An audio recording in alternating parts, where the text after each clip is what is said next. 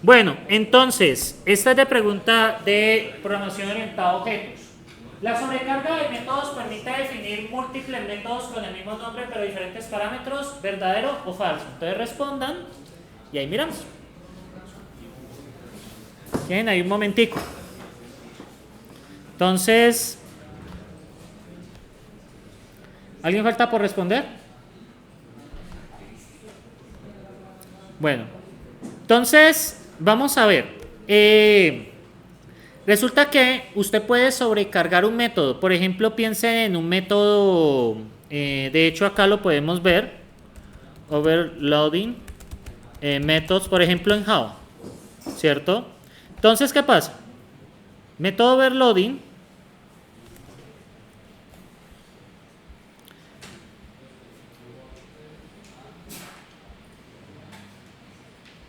entonces, por ejemplo, piensen en esta función 1. ¿Qué están viendo ahí? Una recibe un double, otra versión recibe dos enteros y un double. Otra recibe un flotante y otra recibe un entero y un double. Eso es sobrecarga de método. O sea, usted puede tener la misma firma con diferentes argumentos que pueden variar en el número o en los tipos, en el caso de Java. ¿Sí? Entonces, efectivamente, la respuesta es verdadera. Bueno, vamos con la siguiente. ¿Qué es una clase abstracta? Número A, clase que no puede ser instanciada y puede contener métodos abstractos. Una clase que solo puede ser instanciada una vez. Una clase que no tiene métodos ni atributos. Una clase que solo contiene métodos estáticos. ¿Cuál sería? ¿Cuál creen que sería?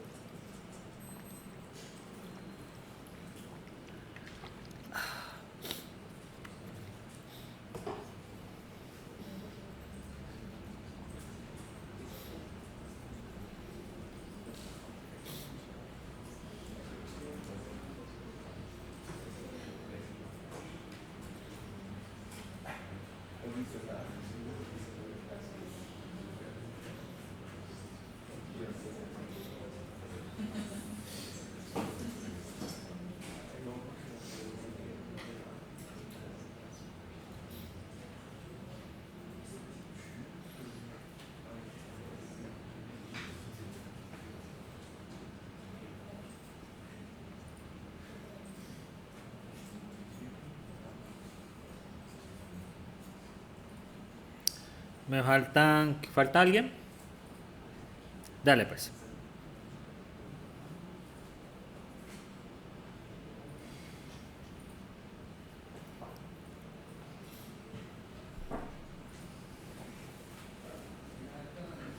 Listo. Entonces, es una clase que no puede ser instanciada. Recuerden que las clases abstractas nosotros lo vamos a ver acá que son, lo vamos a utilizar cuando estemos utilizando detección de patrones por clases, que eso es lo vamos a ver aproximadamente 2-3 clases. Nosotros podemos, por ejemplo, en programación funcional, llega un objeto de una clase y nosotros lo podemos discernir por el tipo de objeto que es. Ahora, cuando ustedes, ¿cómo pueden manejar eso? Eso es, bueno, eso es parte del polimorfismo. ¿Sí lo han escuchado? Eso es parte del polimorfismo, que un objeto, por ejemplo, un objeto animal puede tener una implementación mamífero, puede tener una implementación serpiente, mamífero, reptil y ave, por ejemplo. Entonces, pues claro, son objetos tipo animal, pero la implementación es la que cambia. Entonces, ¿qué pasa acá? Usualmente eso con qué se hace, con una clase abstracta, ¿sí? Que la clase abstracta sirve como template para, ya en las clases hijas, nosotros hacemos la instanciación o la implementación, le decimos cuál es su implementación. Entonces es una clase que no puede ser instanciada y puede contener métodos abstractos. Una clase que no tiene métodos ni atributos. Ahora, eso depende del lenguaje de programación. En Scala, las clases abstractas pueden tener métodos y atributos. Ahora, aquí hay una cosa que no dicen, es que, no, la definición. Ahí yo me salté una cosita. O sea, recuerden que las clases abstractas tienen la definición de atributos y métodos, más no su implementación. Sin embargo, en Scala vamos a poder colocar implementación, pero no es una buena práctica. Usualmente la clase abstracta sirve como una plantilla de clases. Bien, y una clase que solo contiene métodos estáticos, No, y eso lo van a ver en desarrollo de software, que es un método, que es un patrón de diseño que se llama Singleton. Ya luego entenderán qué es eso. Lo que pasa es que un método estático, ¿qué garantiza? A ver si se acuerdan. ¿Qué garantiza un método o una clase? ¿Por qué main tiene que ser estática? Solo existe una instancia en todo el programa. Entonces, cuando ustedes tienen métodos estáticos, se garantiza que solo existe una instancia. Ahora, en patrones de desarrollo de software, ¿para qué nos sirve, por ejemplo, una clase estática? Para garantizar que haya solo una instancia de un objeto. Por ejemplo, nosotros podemos tener clases que produzcan, digamos, por ejemplo, una conexión a una base de datos. Una clase que gestione una conexión a una base de datos. ¿Cuántas instancias de esa clase deberían de existir? Solo una. ¿Qué pasa si empezamos a sacar instancias de esa clase que nos conecta a la base de datos? ¿Cuál sería el problema? Empiezan a abrirse conexiones. ¿Y qué pasa si abrimos muchas conexiones a la base de datos? Pues hay una carga en memoria y podemos saturar eventualmente la capacidad de conexiones de la base de datos, que es limitada, ¿sí? Entonces, una clase que solo contiene método estático sería una clase que sea estática, que solo se puede instanciar una vez. Por esa razón, el main debe ser estático. Aquí en Scala lo vamos a manejar como objects directamente, ¿sí? O sea, vamos a tener clases y lo estático serían los famosos objects. En Scala, el main es un object directamente, es una instancia directamente. Bien, veremos con esta tercera. El polimorfismo permite que un método tenga diferentes implementaciones, ¿verdadero o falso? A ver si de acuerdo.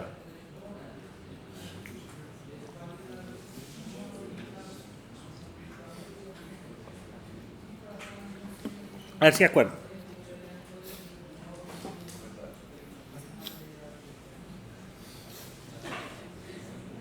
¿Verdadero o falso?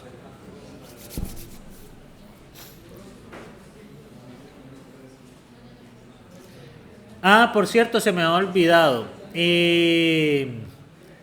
La idea es, usualmente son 3 horas, ¿no? Y hay como 10 minuticos de descanso, más o menos. Entonces, la idea mía es terminar 10 minuticos antes. Ya. Hay una pequeña razón, tengo una clase a las 10. Y debo cambiarme de sala. O sea, no me tocó en la misma sala este semestre. Igual pues hoy yo creo que acabamos por ahí a las 9. No, no es mucho lo que vamos a hacer hoy. Listo, yo creo que ya podemos mirar. Efectivamente. ¿Qué pasa? Cuando ustedes tienen una clase abstracta, digamos, tienen el método de emitir sonido de animal. ¿Sí? Ahora, ¿qué pasa? Pensemos en un perro. Va a emitir wow. O un gato va a emitir miau. Entonces, vamos a tener el método emitir sonido, sin implementación. Ahora, el polimorfismo, ¿qué nos permite? Que la clase instanciamos tipo perro, al invocar ese método nos va a devolver wow. Y al implementarlo como gato, instanciarlo como gato, nos va a devolver miau. El mismo método tiene diferente comportamiento. Eso es una de las principales cosas del polimorfismo. Bien, ¿cuál es el propósito del constructor de una clase? Inicializar el objeto de una clase, comparar dos objetos de clase, copiar un objeto de clase o destruir un objeto de la clase.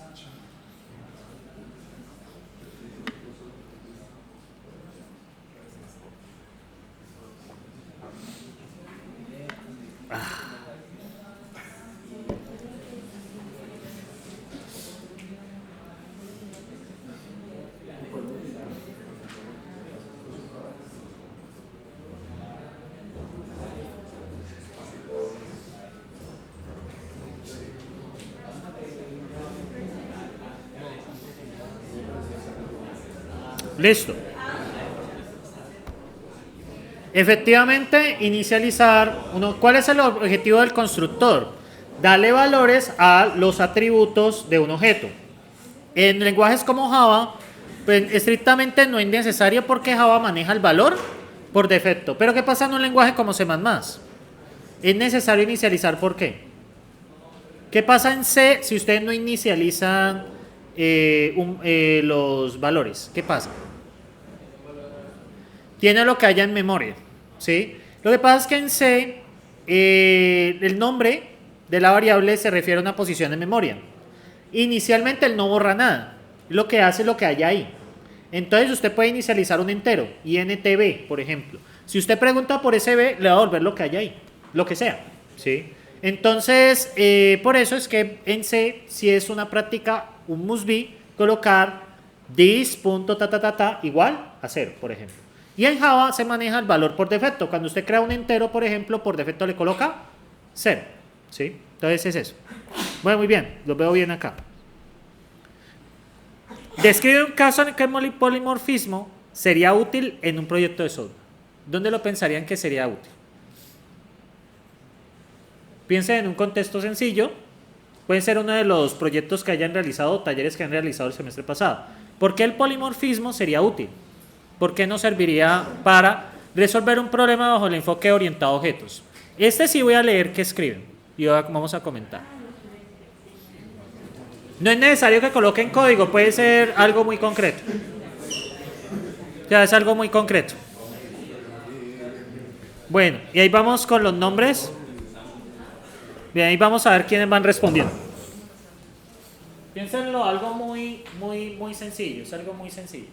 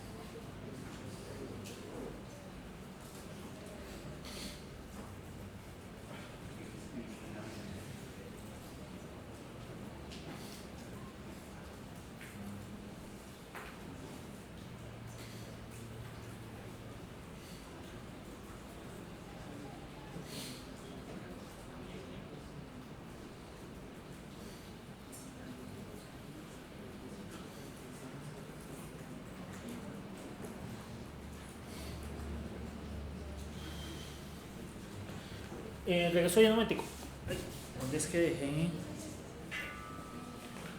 Acá, listo.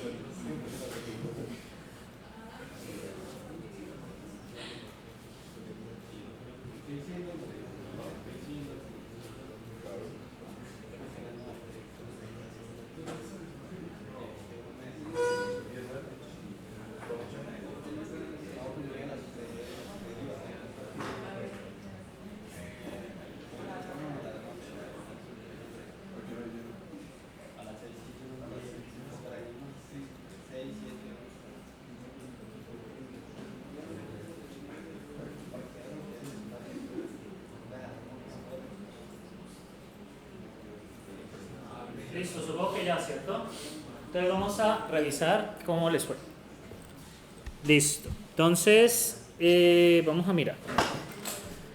Vamos a mirar primero, el primero que respondió, Poteiro, en un contexto de desarrollo de videojuegos, pero, pues, por ejemplo, faltó decir, por ejemplo, un personaje, ¿cierto? Un personaje podría ser una plantilla abstracta.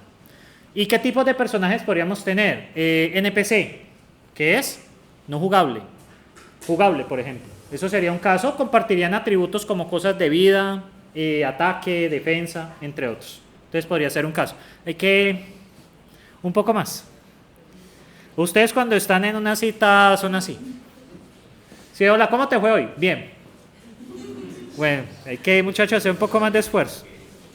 Donde existen objetos con características similares, pero valores diferentes, donde existan jerarquías de objetos.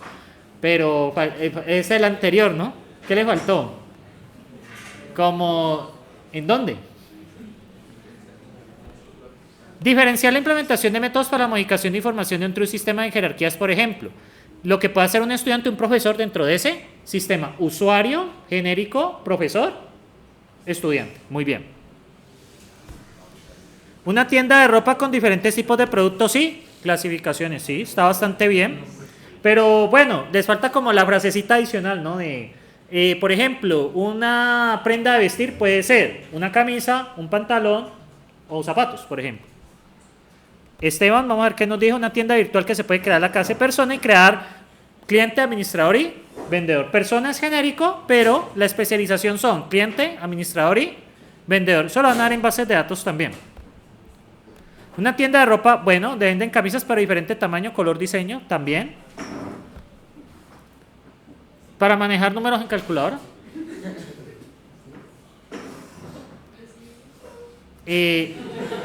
Bueno, podría ser número racional, complejo, entero, flotante, sí. De hecho, vamos a ver un ejemplo de eso acá. Vamos a verlo con los racionales. O sea, vamos a poder operar con racionales directamente, con la representación. Sí, pero le faltó...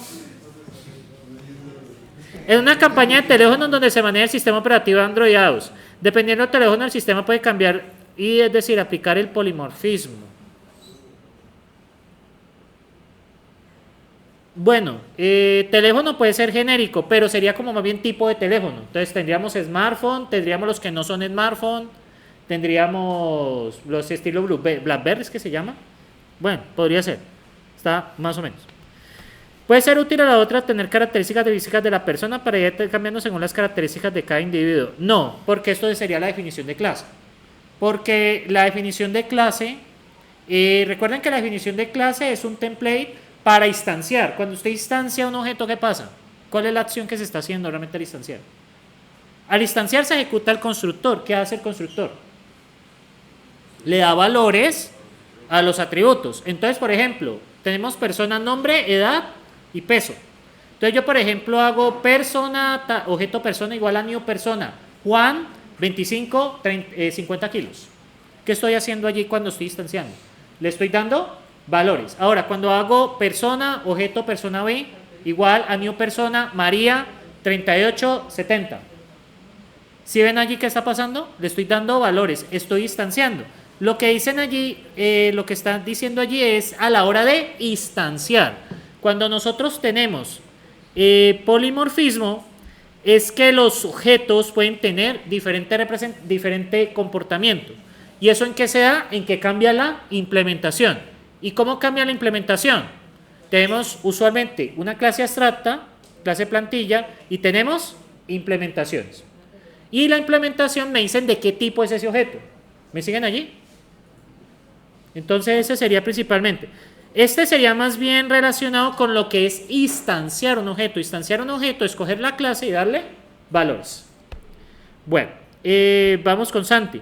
El método que permita calcular el salario empleado. Sí, podría ser del tipo empleado.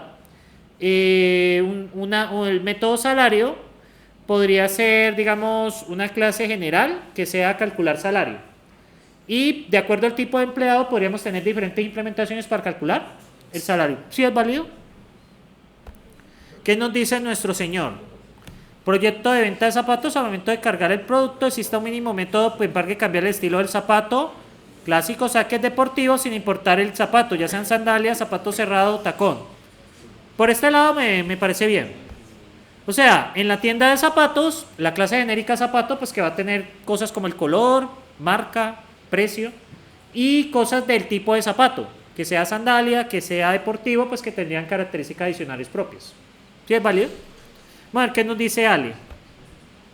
Para minimizar la línea de código, tener mayor control de lo que se tiene. Cuando varios objetos hacen la misma acción, pero diferente ejemplo. Sonido, un perro ladra, un gato maulla.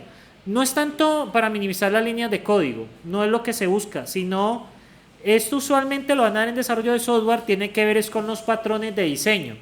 Porque es que programar y que funcione es una cosa. Ya programar con estilo o que siga un patrón de diseño es otra cosa. Usualmente el polimorfismo nos sirve sobre todo cuando tenemos diferenciación, ¿sí? Pero bueno, vamos a ver qué nos dice Manuel. Para tener múltiples de ejecutar algún tipo de instrucción según el toma la ejecución del programa. Ejecutar una instrucción según el... No, esto estaría más... No. No, recuerden que el polimorfismo está más asociado a ¿qué?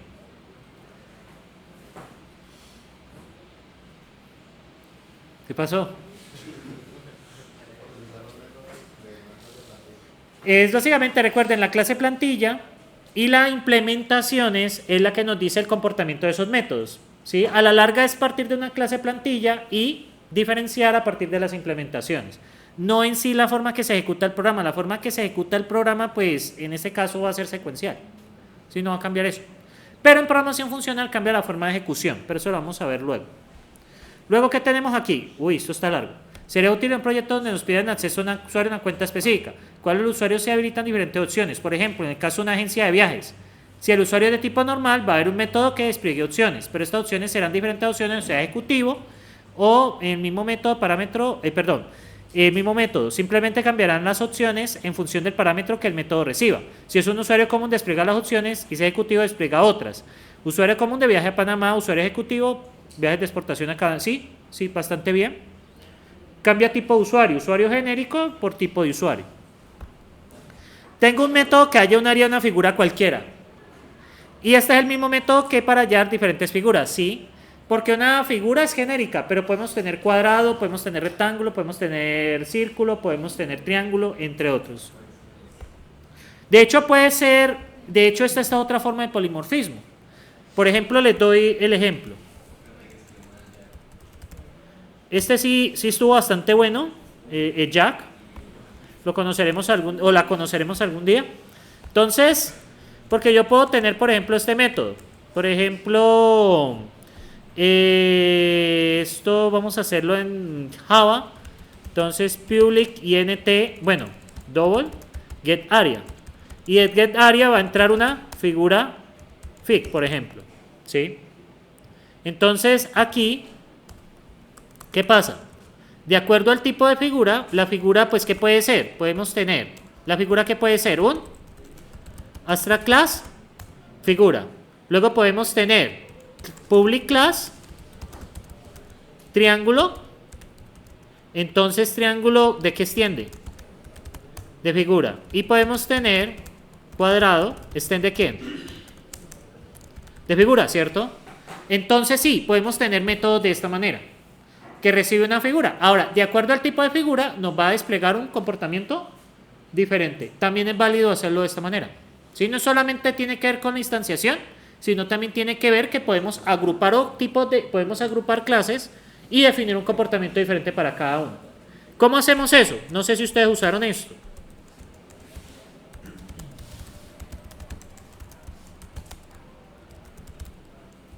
No sé si la vieron así. No sé si lo... vamos a ver si me acuerdo, es instance, sino que yo lo tengo más presente en escala. En Java creo que es instance of. Creo que va pegado, ¿cierto? Creo que va pegado. Sí, es pegado. Entonces, por ejemplo, Obviamente esto va entre paréntesis, ¿no? Entonces, ¿qué pasa aquí?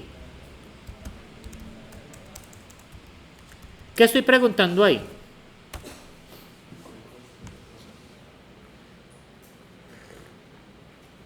No sé si en eventos manejaron o en objetos manejaron algo así. Lo que estoy haciendo ahí es preguntar si su implementación es tipo triángulo. ¿Sí me siguen allí? Ahora, yo podría hacer otro if si figura, por ejemplo, instance of, por ejemplo, cuadrado. Entonces ahí estoy preguntando si es un cuadrado. Eso lo podemos hacer en Java. En Scala lo vamos a manejar con una técnica que se llama pattern matching. Con pattern matching no necesitamos esta instancia así, sino que sencillamente yo puedo preguntar directamente por la clase. Y directamente por la clase puedo cambiar el comportamiento. Esto es una forma de polimorfismo. ¿Sí? ¿Sí lo pillan ahí? Entonces, en Java tenemos eso. ¿Sí? Tenemos instance of, que nos sirve para esto. En el caso de, no sé si han manejado programación orientada a objetos en Python. Entonces, en Python, por ejemplo, tenemos class triángulo,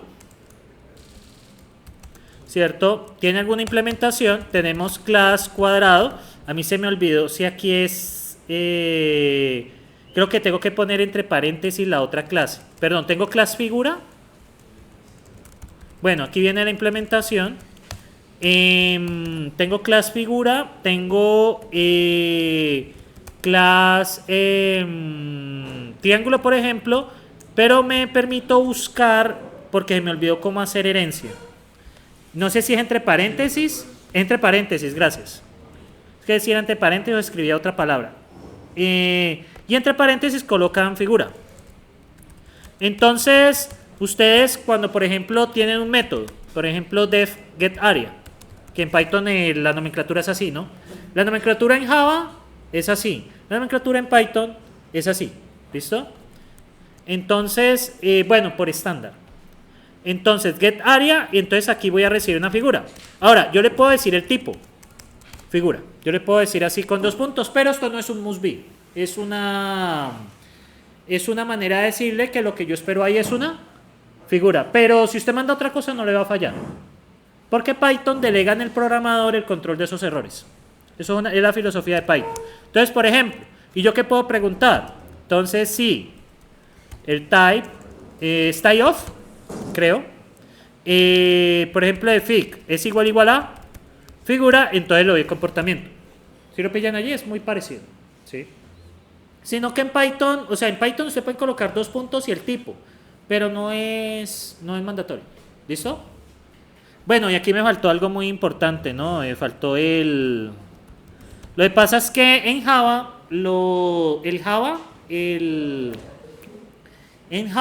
el this es implícito, en Python es explícito, ¿listo? Hay unas cosas que, eso lo van a ver ustedes el otro semestre en fundamentos de lenguajes de programación, pero bueno. Entonces ahí ustedes que están viendo, yo puedo tener un método que me acepta un grupo de clases y defino el comportamiento. ¿Listo? Entonces, pues, ahí viene eso. No sé si hay preguntas sobre esto, si lo han visto en alguna parte. O no lo vieron en ninguna parte. O ya se les olvidó. Tengo que decirle a pros eventos que hace falta más violencia, ¿cierto? Bueno. Entonces, estábamos allí, ¿listo? Entonces, sí. Entonces, sí es válido lo que dice Jack. Sí es válido pues, de esa manera. O sea, tanto de recibir como de instanciar. Bien, ejemplo se necesita para realizar, tiene método de realizar compra, los pasos de realizar. Dependiendo de la tienda a la compra, se va a realizar algunos pasos diferentes. Si es similar a este, es válido. ¿Qué nos dice Sebastián? Caso de un proyecto de una agencia de viajes, un método llamado transporte que implemente diferentes medios de usuario. Que si un transporte puede ser un bus, puede ser un avión, puede ser una motocicleta, un taxi, lo que sea. Muy bien. Un barco. La creación de una sala de cine se utilizaría para otorgar precios de las entradas. Sí, porque sala de cine que tenemos, sala 2D, sala 3D, en Cali hay una 4D. ¿Cuál es la diferencia entre la 3D y la 4D? Que te moja la cara, ya. Eso es todo. Ah, y que cuando algo se mueven las sillas, ya. Para eso usted paga como 20.000 pesos más la boleta. Es una experiencia extraña. Que uno siente que el dinero no vale nada. Bueno, Nos dice Edward que es un programa de sistema de pago que recibe diferentes métodos de pago. Sí, es el mismo del caso de la figura, porque puede ser PCE, tarjeta de crédito, baloto, lo que sea. Bueno, hola nos dice que cuando un objeto de una clase trata de usar un método de la dicha superclase, entonces es un método gato. La clase animal, sí, para implementar, por ejemplo, la representación de animales en una tienda de computadores, retorna los componentes de dispositivos según el presupuesto que tenga el cliente. No, esto es más bien una colección. Les explico. En una tienda de computadores es un método que retorna los componentes, o sea, porque los componentes a la larga de un computador es como una lista de objetos, ¿no? En este caso esto sería más bien una colección. Una colección es una agrupación de objetos. Imagino ustedes manejaron colecciones en Java el semestre pasado. ArrayList, LinkedIn, HashMap, agrupaciones de elementos y objetos. Sebastián Cerón. Se puede utilizar para envolver un correo en el caso de base de datos de una tienda, usando los métodos como precio, código, nombre, dependiendo de la prenda. Muy bien. Vamos a ver qué nos dice Vanessa. En una cafetería de diferentes productos, sí podría tener un producto genérico y tener varias implementaciones de productos, es totalmente válido. Aunque serían como tipos de producto, ¿no? O sea, no pueden ser productos en sí. Por ejemplo, tipos de producto pueden ser verduras, cárnicos, electrodomésticos, entre otros.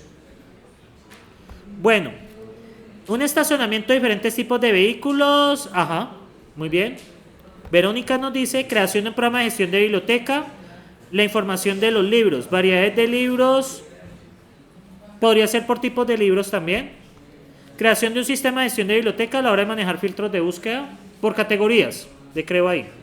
Hola 2 nos dice queremos clase vehículo, muy bien. Alejandro, un proyecto como una página, como el código del banco dentro.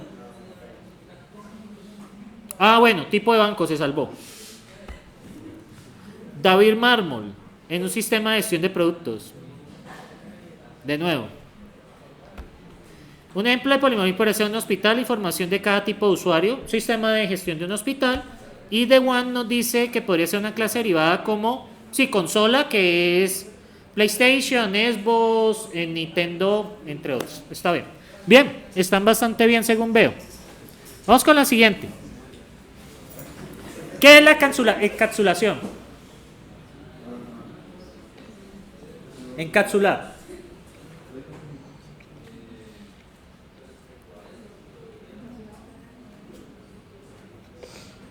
La encapsulación tiene que ver un poquitico con los modificadores de alcance. Los modificadores de alcance son public, private y protected. Pero no es lo mismo. ¿Listo? Los modificadores de alcance hacen parte de la encapsulación, pero no es su esencia.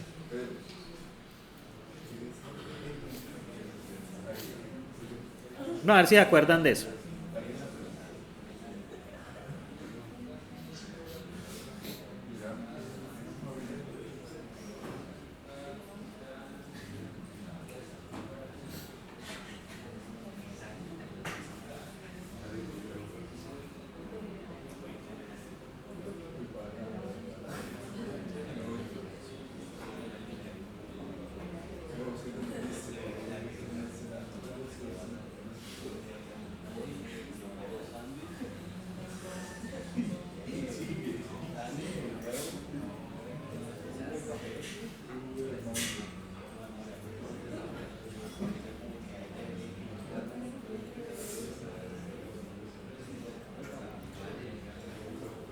Listo, vamos a ver cómo respondieron.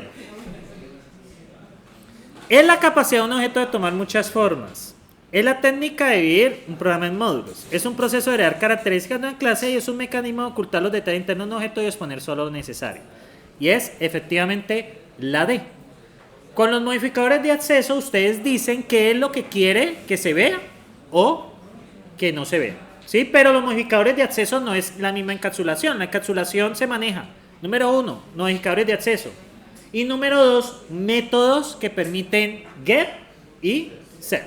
Para usted los famosos getter y setter. En patrón de diseño, ustedes cómo deben estar los atributos. ¿Cómo deben ser los atributos? Privados. Y uno controla mediante los getter y los setter, que deben ser públicos o protegidos, según el caso. Muy bien. ¿Están bien? La herencia permite que una clase derive propiedades y comportamientos de otra clase. Eso fue rápido.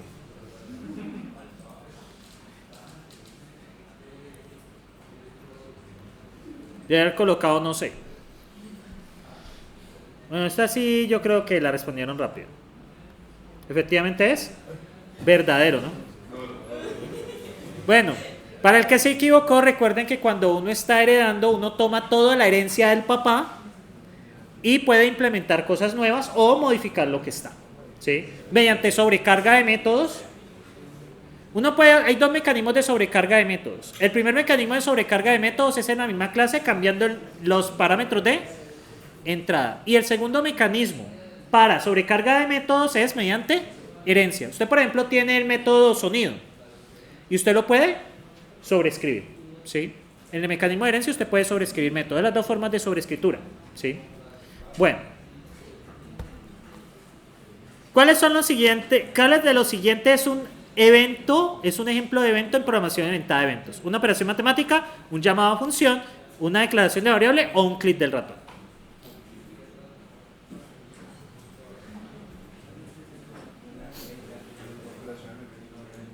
Recuerden que ya terminamos IPO, estamos ahora en eventos.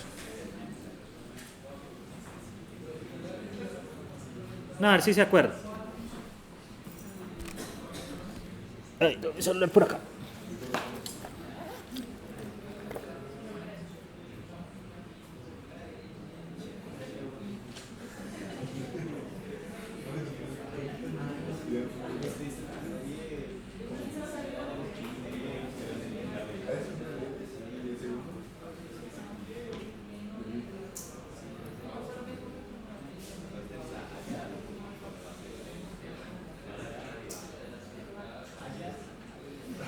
Listo.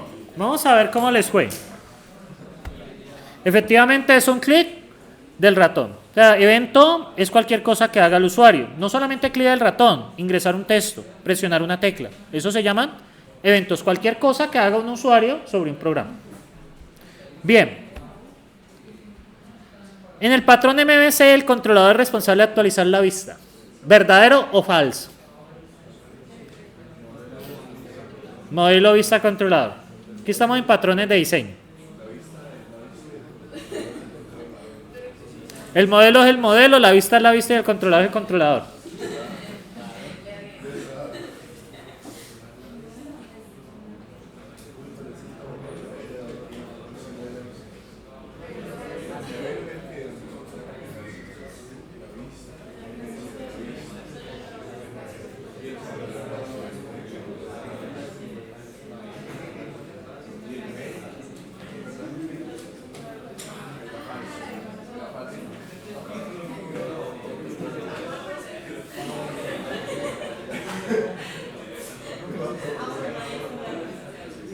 ¿Se acuerdan o no?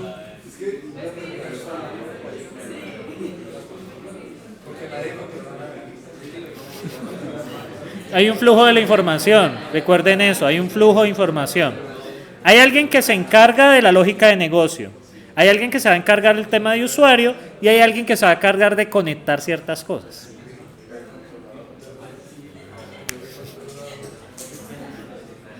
Pues el nombre controladora, ¿qué se les hace? Controla. Entonces, muchachos, pues efectivamente es verdadero. Recuerden, en el modelo vista controladora, el modelo contiene la lógica del negocio. La vista interactúa con quién? Con el usuario. Y el controlador lo que hace es movilizar la información, básicamente. La vista se comunica con el controlador y el controlador se comunica con el modelo. Bien, ¿dónde iría la conexión a base de datos?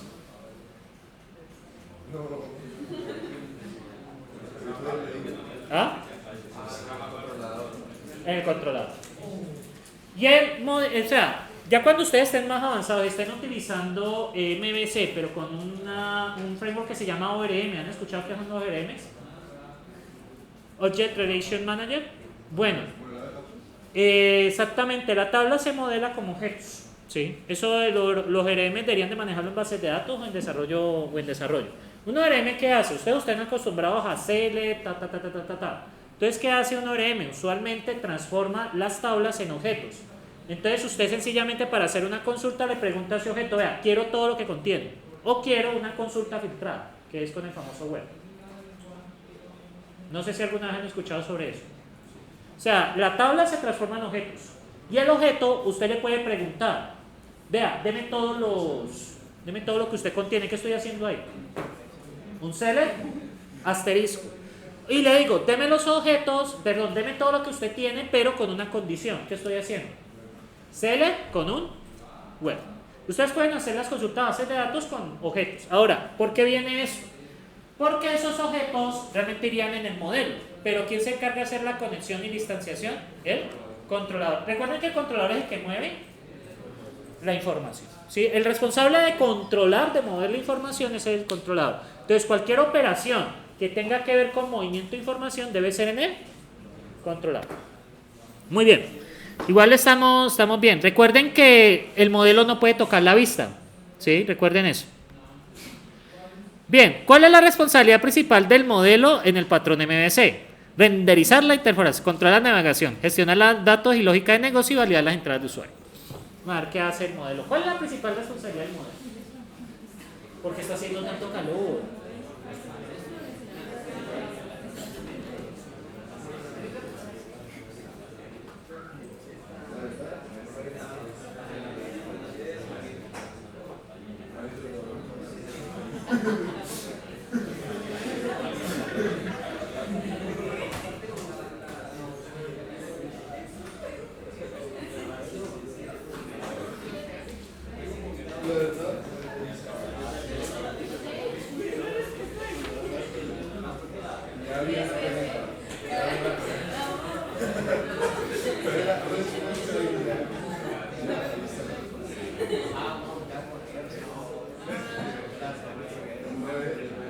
A ver, ¿cómo les va a ir?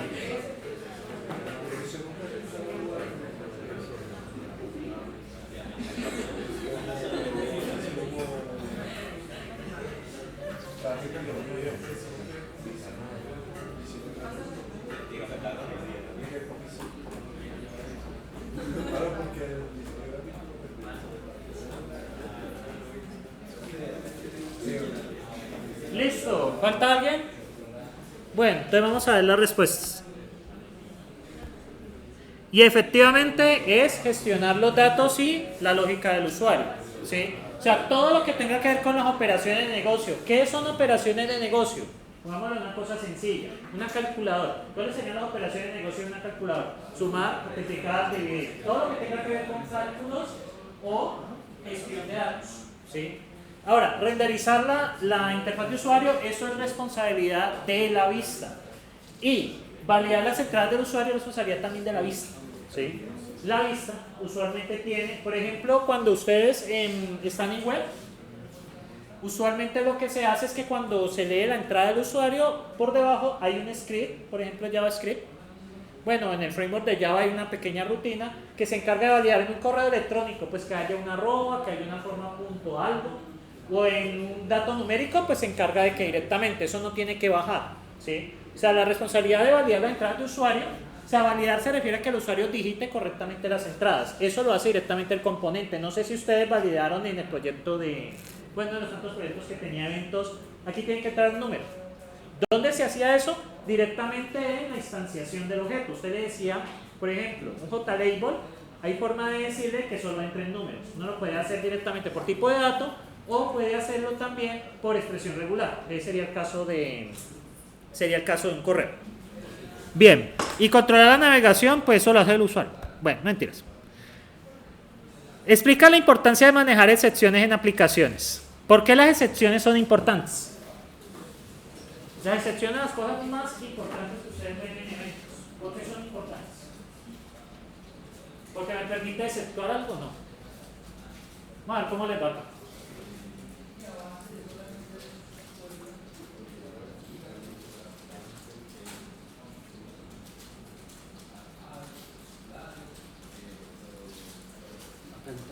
Un momentico.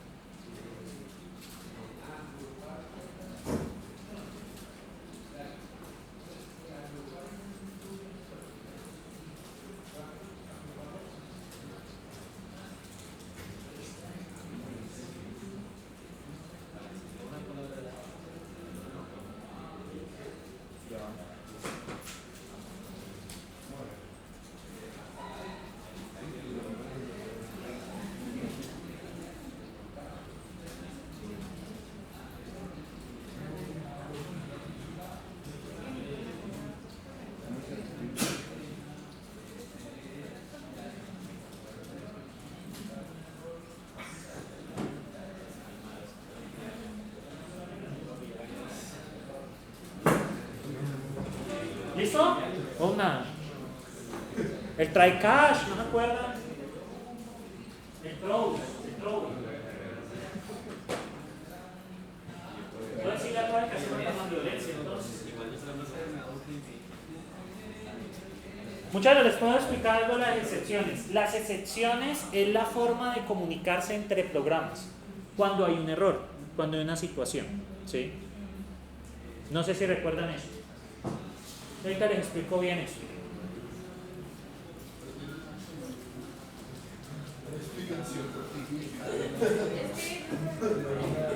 Pero no vayan a colocar lo que yo coloqué, no, y no lo que sabe.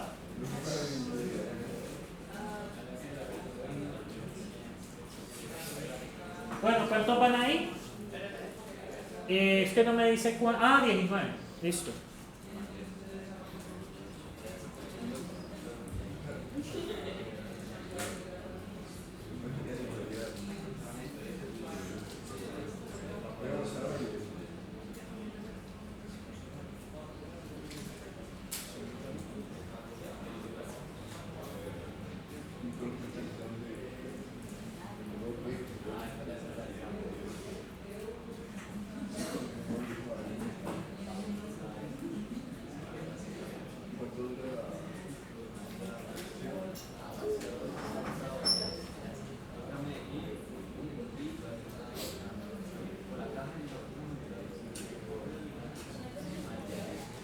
Ah, no, tengo una buena noticia. Me dejaron cambiarme a sala 2 ahorita a la clase de las 10, entonces podríamos tener el descansito antes. Entonces, más o menos tipo 8:30 les estaría dando un descansito de 10 minutos. ¿Sí? 10 minutos. 10-15 minutos. Si se pasa, yo empiezo solo. Ah, verdad. ¿Verdad que esto es de 7 a 10? Sería más o menos, ¿sí? A las 8:30. Sí, sería 8:30. ¿Cómo? No, hoy no, pues porque... No, es que igual terminamos este quiz, les dejo 2 cosas por leer y ya terminamos. Yo les decía que hoy terminamos como a las 9 y algo. Listo. No, ya a partir de la otra semana, sino que lo bueno es que en la otra sala había una monitoría, entonces pues fue fácil. O sea, ahorita hay una clase, pero ahora sigue una monitoría. Bueno, entonces, para el manejo de errores de software, evitando que el programa se interrumpa por completo, muy bien. La importancia del momento de anomalía en el funcionamiento, también en la ejecución, si no emite una alerta. Es importante recibir no corresponde a ver, termina allí. Se declaran excepciones, posiblemente frente a ingresar datos por teclado, se podría responder el posible error y continuar el programa. No solamente por ingreso de datos, los errores se pueden presentar también, por ejemplo, null pointer exception, que algo no se ha instanciado, index bound exception, que es cuando usted está indexando donde no debe, son cosas así. Permite validar las entradas del usuario, pero, o sea, no se centren en la validación de entradas, cualquier comportamiento anómalo, ¿sí? Realmente es no solo que meta el usuario, es cualquier cosa que pueda pasar. Al manejo de error, pero de nuevo, bueno, es un ejemplo. Son ejemplos que permiten recibir información lógica dependiendo del contexto de cómo los nombres, además ayuda a solucionar los errores, permite que sí. Porque ahí las excepciones permiten evitar que el código proveniente principalmente de entrada de datos no cierre el programa y pueda seguir evitando de funcionar. Pero de nuevo, No solamente tiene que ver con las entradas, es cualquier cosa que pueda suceder. Esto nos sirve para tener un control de posibles errores para cometer el usuario de nuestra app. Evita que no se produzcan errores a la hora de utilizar los datos, código, funcionamiento de ingresar al usuario. De nuevo, no es solamente lo que ingresa el usuario. Es importante para el manejo de errores no flujo normal de la aplicación, ejemplo, división entre cero, espacio de memoria, que es el famoso Stack Overflow. División entre cero, bueno, se clasifica como excepción, pero no es en sí un error, sino es un problema de datos. Para asegurar el correcto flujo, para que no tenga algún error, todo colapse. De nuevo, no solamente por el usuario. El caso de que el usuario edite un valor que no corresponda, muy bien. De nuevo, pues no solamente con el usuario. Son importantes que ayuden a evitar errores comunes al momento de la ejecución del programa y ya no mayor de orden en esto. Por ejemplo, una edición entre cero, bien. Suele inventar un código, además de que no se cierra un programa de cometer dicho error. Son importantes porque permite que el programa no tenga errores, más que todo en la entrada de usuario, ok. Para evitar la congestión de la aplicación, evento que se ingresen datos, información, errores. No es la congestión, sino que es controlar que no se nos vaya a parar, ¿sí? Porque cuando usted no tiene la excepción, ¿qué pasa con la aplicación? Se para. ¿Qué pasa cuando usted tiene la excepción? Permite controlar el error y continuar. Para identificar por el fallo, para garantizar que el usuario ingrese un dato como lo pedimos. No, realmente esto es validación. Es diferente. ¿Por qué? O sea, no necesariamente cuando el usuario ingresa algo mal, usted debe lanzar una excepción. Usted puede hacer una validación y volverle a pedir al usuario el dato. No necesariamente tiene que generar una excepción. ¿Sí me siguen allí? Porque usted puede preguntar, ¿el tipo de dato que usted ingresó cuál es? Ah, que un string. ¿Y qué estaba esperando yo? Ah, un entero. Pues indíquele al usuario, puede ser un pop-up, que vea, por favor, J8 en Paint, por favor, ingrese un dato. Pero eso es validación, es diferente. Las excepciones no solo permiten evitar que el código emplee de manera inadecuada y no organizar y limitar las acciones del usuario. Se comporte. Se comporte. No se emplee, sino es de comportamiento. El usuario desconoce los parámetros, puede equivocarse e interactuar. Más o menos. Para evitar crasheos, manejo de errores de una manera definida, bien. Permitir que el programa no se caiga y permitir que los posibles puedan ser generados durante la ejecución y analizar comportamiento o funcionamiento de este, más o menos. Bueno, las excepciones, ¿para qué se utilizan? Es la forma de comunicarse entre programas, ¿sí? ¿Por qué? Por ejemplo, pensemos en lo siguiente. Pensemos en dos aplicaciones. Usualmente cuando hay un error, ustedes pueden imprimir en pantalla un error en tal parte, ¿cierto? Pero eso lo hacen ustedes allí con el famoso debug. Aquí vamos a utilizar el debug ya con la herramienta, ¿sí? Entonces, ¿qué pasa? Si eso no lo lee el programa, un programa no le va a entender eso, pero el programa sí le puede entender algo. Cuando yo lanzo esa aplicación, porque Java trabaja así, Java trabaja en diferentes aplicaciones corrientes, pero es que una aplicación en Java come tanta memoria. Porque, digamos, usted carga una aplicación, digamos, algo de gestión de nómina. Y cada uno de los módulos se carga, que está el módulo de inventario, que está el módulo de empleados, que está el módulo de presupuesto, que está el módulo de cálculo de nómina. Y ellos se interrelacionan. ¿Qué pasa? Hay un error digamos, un error de división por cero en el de nómina, ¿sí? Y eso le va a lanzar ¿qué tipo de excepción? Arithmetic Operation Exception, ¿sí? Error, una excepción de operación aritmética. Eso no solamente le lanza con división entre ceros, sino por ejemplo cuando usted está haciendo operaciones que dan nada. Pero bueno, eso es otra cosa. Entonces, ¿qué pasa? Él le va a lanzar esa excepción. Si usted imprime un mensaje ahí, el programa que está utilizando ese módulo no va a entender. ¿Qué entiende el programa? Que se lanzó la excepción. Entonces se detecta que se lanzó la excepción y se puede controlar el error. Las excepciones son la forma de comunicarse entre los programas cuando hay un problema, ¿sí? Entonces, porque por ejemplo, usted puede preguntar por la respuesta y la respuesta fue una excepción, ¿sí? ¿Qué le está diciendo el programa? Que se presentó un error. Y usted puede capturar el tipo de excepción y en consecuencia actuar. Que puede ser intentar corregir o lanzarle al usuario una alerta de que hubo un error. ¿Sí me siguen allí? Y las excepciones pueden contener la información del log internamente. Ya hablando en términos de producción, se utilizan módulos como Log4j, ¿lo han escuchado? Log4j, creo que sí, ¿cómo se llamaba? Es 4J, ¿cómo es que se llaman de logueo? Déjenme olvido. Log Java, creo que es 4j. Ah, sí, Log4j. ¿Qué hace este aplicativo? Ese aplicativo almacena en archivos de lo que lanzan las excepciones. Automáticamente lo hace. Es una forma también de llevar un registro. O sea, las excepciones ayudan tanto a tener logs del sistema y ayudan a que los programas se comuniquen entre sí cuando hay una situación. Ah, no. Y ahora, ¿se acuerdan de que la excepción se puede personalizar? ¿Cómo se hace? Se hereda de la clase exception. ¿Sí? Se hereda y se implementa su propia excepción. ¿Sí? Entonces, acá, por ejemplo, Log4j permite capturar excepciones y almacenarlas en el registro. ¿Sí? Entonces, tanto hay de comportamiento que tiene que ver cuando yo detecto una excepción en un módulo externo, pues yo puedo actuar en consecuencia. Comportamiento. Y número de registro con módulos como este, que es lo que ustedes van a encontrar en un entorno de producción. ¿Sí? En un entorno de producción no vayan a ponerse a poner print, errorcito. No, se lanza una, se hace throw, exception, y usualmente en los entornos de producción se tienen excepciones personalizadas. Por ejemplo, hubo un error en nómina, por ejemplo, se desfasó el presupuesto, nos dio negativo. ¿Eso naturalmente lanzaría una excepción, un número negativo? No, porque un número negativo es válido. Pero podemos hacer una excepción personalizada que cuando el número sea negativo lancemos una excepción. ¿Por qué no lanzar una excepción con un número negativo en un presupuesto? Pues porque no podemos, ¿sí? No podemos pagar eso. ¿Sí me siguen allí?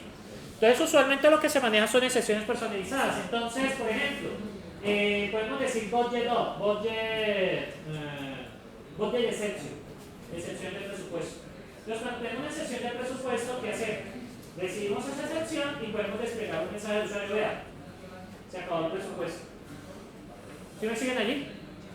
Entonces esa es la forma de comunicarse entre programas. Las excepciones, acostúmbrense, en entornos de producción son súper importantes. ¿Sí? En entrevistas de trabajo, cuando les vayan a ustedes, usualmente cuando van a ser desarrolladores backend, que sería pues tipo Java, Python, etc., el manejo de excepciones es algo que sí o sí les van a preguntar. ¿Sí? Entonces tengan eso presente, es muy importante ese tema. Entonces para que ustedes lo tengan ahí en cuenta. Bien, entonces, preguntas sobre excepciones. ¿Ya se entendió el cuento chino de eso? Bien. Bien, entonces, siguiente pregunta. Bueno, esta no la podemos saltar. A ver, ¿cómo sería? ¿Para qué sirve finally en un bloque de excepciones? Tenemos try, catch, finally. ¿Qué pasa? Try, catch, try, ¿qué es? El código que vamos a hacer, que sabemos que puede generar alguna excepción. El catch, ¿qué hace? Captura la excepción. ¿Y el finally qué hace? Es lo que se ejecuta independientemente si hay excepción o no. Sí, es algo que siempre se va a hacer, haya excepción o no. Ahora vamos a Git, que este es súper importante aquí. ¿Qué comando se utiliza para enviar cambios? O sea, subir. Git fetch, git add, git pull o git push. Subir. Subir. Del repositorio vamos a subir cambios. ¿Cuál de esos sirve?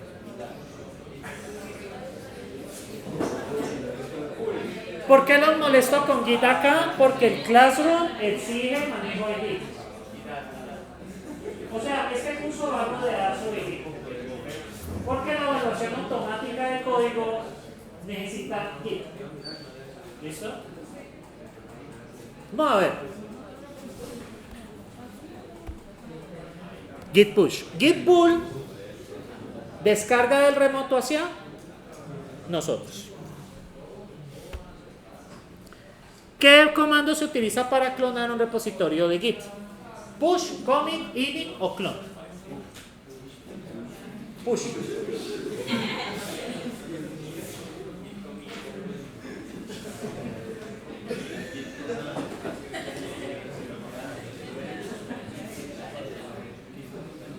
Listo, este sí creo que lo entendieron rápido. Git clone. Git push subir. Git commit es para al guardar los cambios. Git init es para inicializar un repositorio y Git clone es para descargar un existente. El Git clone pues lo vamos a utilizar cuando ustedes, yo luego les mostraré la otra clase cómo es ese cuento. Que la otra clase tiene la primera asignación. Estructuras de datos. ¿Cuál es la diferencia entre un hash map y un tree map?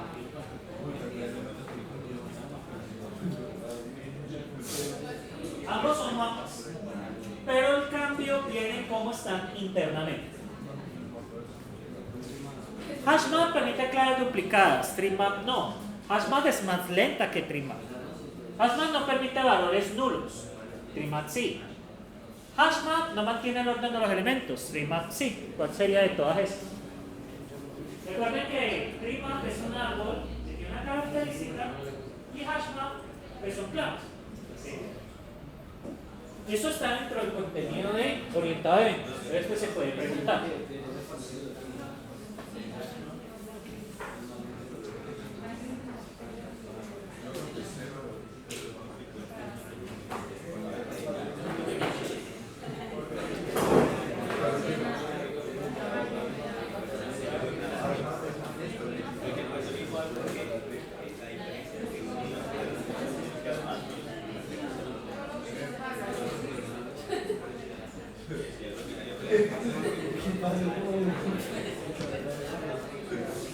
A ver si se acuerdan de eso.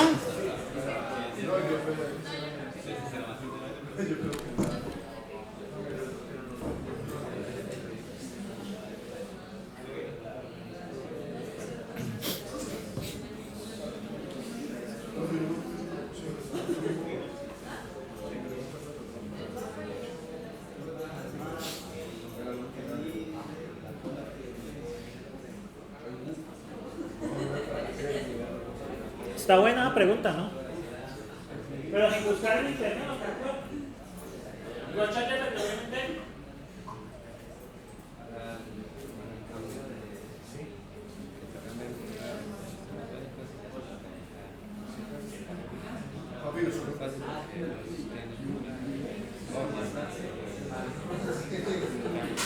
Mucho mejor si vuelven el correo una vez. Pero igual hoy lo haría acá, ya hay una vez. Ah, listo, dale. Sí, sí, sí.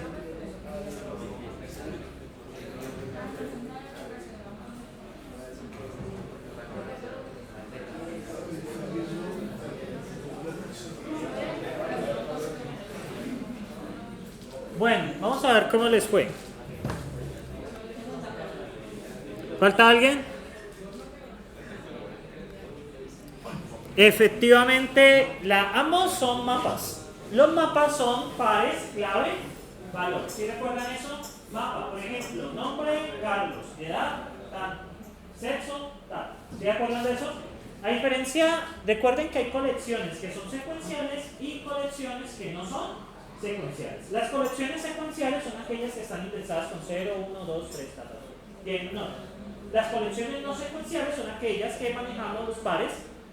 Bueno, pueden ser también los conjuntos que solamente son llaves. Pues manejamos sencillamente no hay orden. ¿Qué quiere decir? No hay un primero, no hay un segundo, no hay un tercero, dependen en cualquier orden. Ahora, los maps son colecciones pares, llave, vale. ¿Sí recuerdan eso? Entonces, por ejemplo, nombre y edad, y así sucesivamente. Ahora, hay varias implementaciones en Java, y hay una que es hash y hay otra que es tree. ¿Cuál es la diferencia entre ellos? El hash sencillamente tiene las llaves. Ahora, internamente sí hay un orden, pero depende de un valor que es calculado a partir del nombre de la llave. Es un valor numérico. Es un número, ¿listo? Que eso sí le da orden, pero depende del número que calcula internamente. Eso llama, por eso se llama hash. Hash es convertir un texto en un número. Y ese es el orden que da interno, pero realmente eso para nosotros no tiene sentido. Por eso te decimos que no es ordenado. Ahora, ¿cuál es el orden que maneja TreeMap? TreeMap maneja algo que se llama árbol binario de búsqueda, que verán en A1. Sencillamente es una estructura de datos que nos permite tener las llaves ordenadas. Entonces, les muestro un poco. Entonces, un árbol binario de búsqueda es esto. Es un binary search tree. Igual eso lo explicará el profesor Mauricio en su momento. ¿Qué pasa? ¿Qué ven ustedes en este árbol binario de búsqueda? Miren, ¿qué ven ustedes acá? ¿Qué ven que se cumple? Exactamente, los de la izquierda son menores o iguales y los de la derecha son mayores. Entonces eso optimiza la búsqueda. ¿Por qué? Si el árbol no tuviera ningún orden, yo para buscar una llave, ¿qué tengo que hacer? Tengo que preguntar por todo mundo. La complejidad es O de n, ¿sí? Es el número de elementos. Ahora, como yo las llaves las tengo ordenadas y resulta que yo puedo ordenar por alfabéticamente. Entonces, por ejemplo, nombre iría después de, por ejemplo, edad. ¿Sí me siguen allí? O sea, nombre y edad, eso llaman orden lexicográfico, que es por el orden del abecedario. ¿Me siguen allí? Entonces yo sé que si estoy buscando edad y tengo nombre, ¿iría a buscar a la izquierda o iría a buscar a la derecha? Estoy en el nodo que dice nombre y estoy buscando edad. ¿Debería buscar a la izquierda o a la derecha? A la izquierda. Entonces, hagan de cuenta que esto también, esto también se puede manejar, en vez de números, se puede manejar también con orden lexicográfico, que es el orden de los textos. Como nosotros tenemos un orden en el abecedario, pues yo sé que hay letras antes y que hay letras después. Entonces yo puedo tener este orden y la búsqueda se reduce a logaritmo de n, si el árbol está balanceado. ¿Qué es un árbol balanceado? Que su altura es h o h menos 1. ¿Qué pasó con discreta 2? Recuerden que un árbol balanceado, la altura es h o h menos 1. Esto es un árbol balanceado. ¿Por qué? ¿Cuál es la altura de este nodo? H. ¿Cuánto sería h ahí? 3 y 2. Es un árbol balanceado. Si el árbol está balanceado, la garantía es que el orden de búsqueda es logaritmo de n o de n versus logaritmo de n, hay una vía de diferencia. ¿Me siguen allí? Sin embargo, armarlo es un poquitico más complicado. Pero bueno, hay unas por otras. No sé si se les había mencionado eso o no se acordaban. O sea, las estructuras de datos vienen es por la complejidad computacional de las operaciones que realizamos sobre ellas. ¿Sí? Igual en cada uno lo verán pues en mayor profundidad. ¿Qué ocurre si se intenta acceder a un índice fuera de los límites de un array list? Esta estaba botada. A ver qué pasa. Debe haber pasado.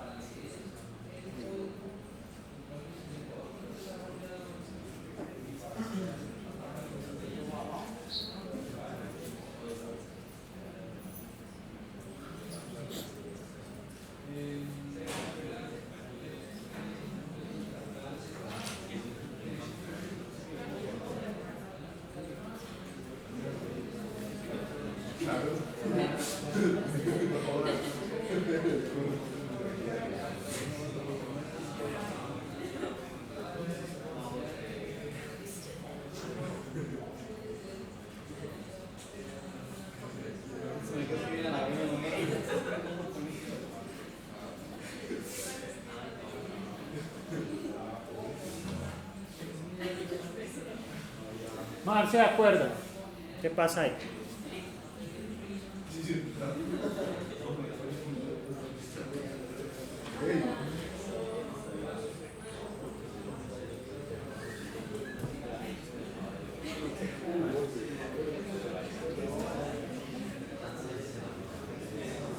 ¿Falta alguien?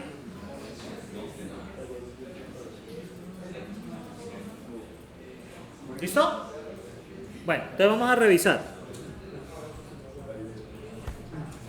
Efectivamente se devuelve index out bounds sh. Es la forma de decir el programa que hubo un desborde de la colección de datos, que está intentando acceder a una posición que no existe dentro de la colección. Y pues devuelve null, eso sería... hay lenguajes de programación que te devuelven nulo, pero no es el caso de Java. Y ArrayList es una estructura propia de Java. No, hagamos la hablada. ¿Cuál sería el caso más eficiente de utilizar una ArrayList en lugar de una linked list? ¿Cuál es la diferencia entre ArrayList y linked list?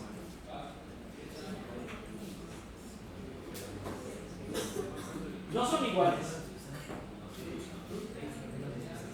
¿No lo recuerdan? Tengo que decirle al profesor que hace falta más violencia. ¿Sí? Entonces, muchachos, La diferencia entre ArrayList y LinkedList tiene que ver es con su implementación interna.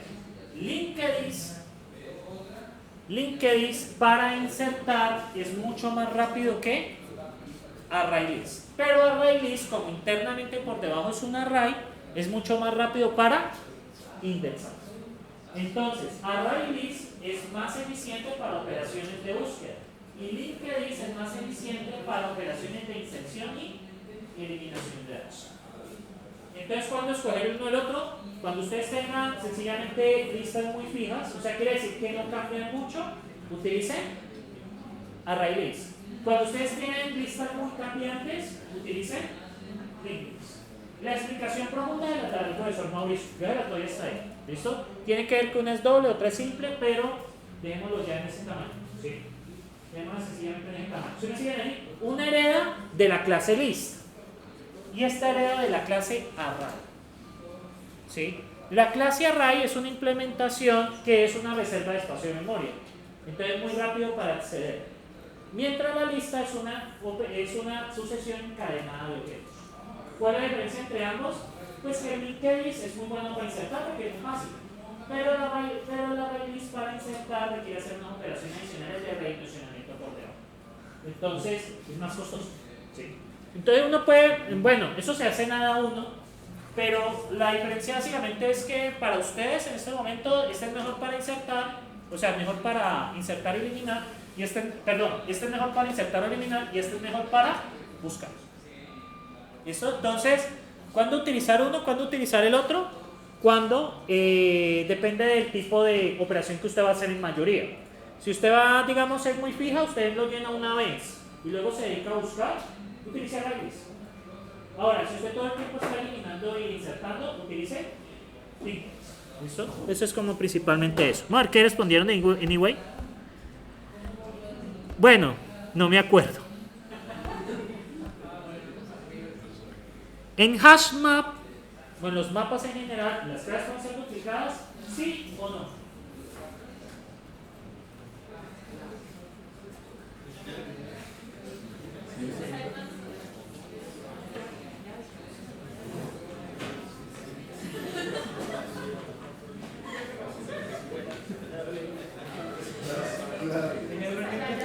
Recuerden que la llave o clave es lo mismo. Tenemos llave valor, lo mismo.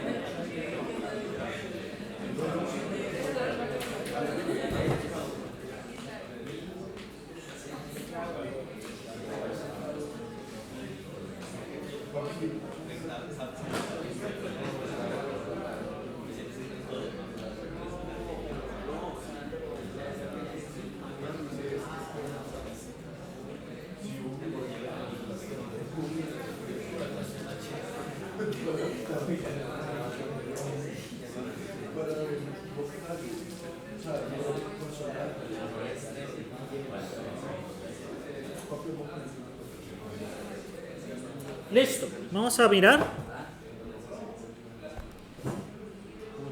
No, las claves no pueden ser duplicadas porque es el criterio de búsqueda de los datos. Entonces, ¿qué pasa si hay una clave duplicada? Sencillamente se sobreescribe. ¿Sí? Las claves no pueden ser duplicadas.